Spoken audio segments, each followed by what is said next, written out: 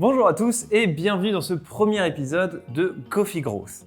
Alors qu'est-ce que c'est? En fait, ça va être un petit format de vidéo assez courte, sans prise de tête. Vous voyez, j'ai mon café, vous êtes peut-être dans les transports ou alors au bureau, et dans lequel on va parler de growth hacking, de marketing digital, de copywriting, de persuasion, un peu tout ce qui se passe autour du digital, autour du web, autour de la croissance. Alors vous allez voir, le concept est super simple.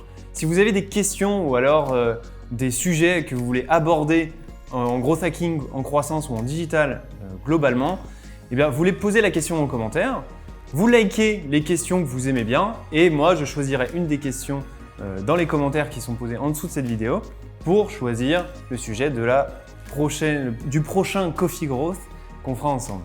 Je partirai du principe que vous avez déjà les bases en growth hacking, en growth marketing, c'est-à-dire le funnel ARRR, le process d'itération, test, mesure, optimisation et tout ça. Je vais partir du principe que vous les connaissez. Et si vous ne les connaissez pas, eh bien, je vous mets un lien juste dans le premier commentaire où vous allez pouvoir en fait suivre une formation gratuite que j'ai faite qui dure entre 15 et 20 minutes et qui vous apprend un petit peu toutes les bases du growth hacking et pour les implanter dans votre entreprise. Aujourd'hui, on va s'intéresser à comment créer un scénario commercial.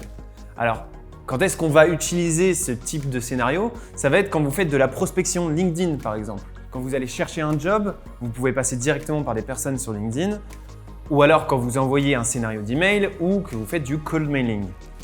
C'est donc dans ces 4 cas, et encore bien d'autres, que vous allez pouvoir utiliser les scénarios commerciaux pour en fait créer de la curiosité, de l'intérêt de vos prospects par rapport à votre marque et à votre produit. Et justement, si je vous parle de ça, c'est parce que la semaine dernière, j'ai reçu, je pense, le pire scénario d'email qui a pu être écrit sur LinkedIn.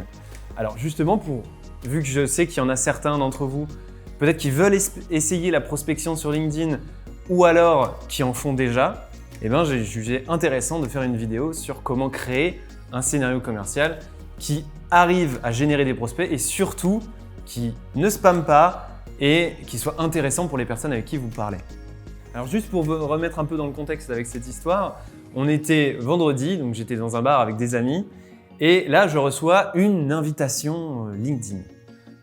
Je vais regarder la personne, ça avait l'air de quelqu'un de très gentil et donc je l'ajoute sur LinkedIn à mon réseau. Et là je pense que ça vous est déjà arrivé des milliers de fois, je reçois un premier message qui me dit merci d'être rentré dans mon réseau et tout ça, on va pouvoir échanger, c'est vachement bien. Donc jusque-là, tout est normal. Jusqu'aux 40 prochaines secondes où là je reçois un énorme pavé. Donc on était vendredi soir, il devait être 22h30, 23h et donc c'était parfaitement impossible qu'il ait écrit lui-même ce message. Donc je reçois ce gros pavé qui était typiquement un scénario où en fait il faisait que vendre les mérites de la solution dont il me parlait. Alors je ne vais pas vous faire le détail de toute la conversation qui a suivi parce qu'en plus il a nié le fait que c'était un scénario, donc oui, il était peut-être effectivement derrière son ordinateur un vendredi soir à 22h30 pour faire de la prospection commerciale, on y croit. Mais voilà, là-dedans, dans l'ensemble de sa démarche, il y a eu pas mal d'erreurs et si vous voulez vous mettre à utiliser les scénarios automatiques, eh bien, ça peut peut-être vous intéresser. Alors la première erreur qu'il a faite, c'est de ne pas laisser de délai en fait, dans ses messages, dans sa prospection. Il y a des millions, voire des milliards de personnes sur LinkedIn qui sont des prospects potentiels pour vous. Alors, donnez-leur du temps. Par exemple, si vous devez déclencher, même si vous ne faites pas forcément de l'automatisation, un jour, vous ajoutez quelqu'un sur LinkedIn, attendez quelques heures, peut-être même une journée ou deux avant de lui envoyer un premier message pour lui laisser le temps de respirer. Elle a déjà commencé à vous connaître et en plus ce message sera beaucoup mieux reçu si vous avez laissé le temps à la personne déjà d'accepter votre invitation, de peut-être se renseigner sur vous et pour ensuite créer une conversation et un éventuel prospect. La seconde erreur, vous l'avez sûrement déjà deviné, c'est qu'il m'a vendu directement son produit avec aucune introduction. En copywriting, on part toujours du principe que la personne ne veut pas discuter avec vous. Donc ça veut dire qu'il faut ouvrir une brèche, ouvrir la conversation de la façon la plus simple qui soit. Et quelle est la façon la plus simple d'ouvrir une conversation, de commencer une conversation, c'est de poser une question. Alors, je vais vous donner quelques exemples après de scénarios qui ont marché avec moi, que j'ai déjà vus, que j'ai utilisés, qui sont hyper performants. Mais ça, c'était vraiment les deux grosses erreurs. Donc, ne pas laisser de délai entre les messages et ensuite de vendre directement. Et si vous voulez un petit peu des bonnes pratiques pour créer des scénarios qui sont performants, mettez-vous à la place d'une personne qui ne vous connaît pas. Et en fait, ce sera tout simple. Vous posez une première question pour vous intéresser à lui. Vous allez le flatter un petit peu. Peut-être une ou deux autres questions qui vont vous servir à le qualifier, c'est-à-dire à connaître un petit peu ses problèmes, à connaître un petit peu ses besoins, ce qu'il veut. Et une fois que vous avez un petit peu échangé avec lui, vous lui proposez votre offre. Et avec cette approche-là, vous allez dégager de votre scénario, c'est-à-dire vous n'allez plus parler avec les personnes qui ne sont absolument pas intéressées par vous. Et les personnes qui sont potentiellement intéressées, vous allez leur apprendre à aimer votre produit. Donc ça va être beaucoup plus performant.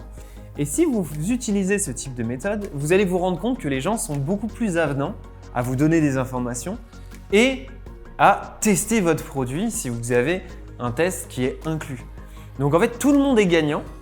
Je ne vais pas rentrer aujourd'hui dans les détails de l'automatisation ou alors les détails techniques de comment on peut créer un scénario, mais je pense que ce soit dans de la prospection client ou alors du démarchage LinkedIn pour un job, ce type de relations, je dirais, hyper naturelles, elles sont indispensables. Autre chose que je voulais dire, c'est qu'on a vite tendance à qualifier l'automatisation de raccourci, alors que pas du tout. Il faut vraiment que vous pensiez votre automatisation, que vous preniez bien le temps de créer ce scénario-là. Tout le temps que vous allez passer à la base à vous poser les bonnes questions, ça va augmenter votre taux de conversion et surtout augmenter l'appréciation des gens qui discutent avec vous. Les meilleurs scénarios qu'on connaît automatiques, ils sont hyper naturels et c'est ce naturel-là qui va faire que vous puissiez faire des ventes et surtout attirer les gens autour de votre solution, autour de votre produit. Alors j'espère que ça vous a plu, que ce type de format de vidéo vous plaît. Si vous voulez qu'on touche à d'autres sujets, si vous avez des questions par rapport au gros hacking, à l'automatisation, au web, à la publicité, au copywriting, comment convaincre et tout ça, n'hésitez pas à les poser en commentaire de cette vidéo et à liker les questions que vous appréciez le plus.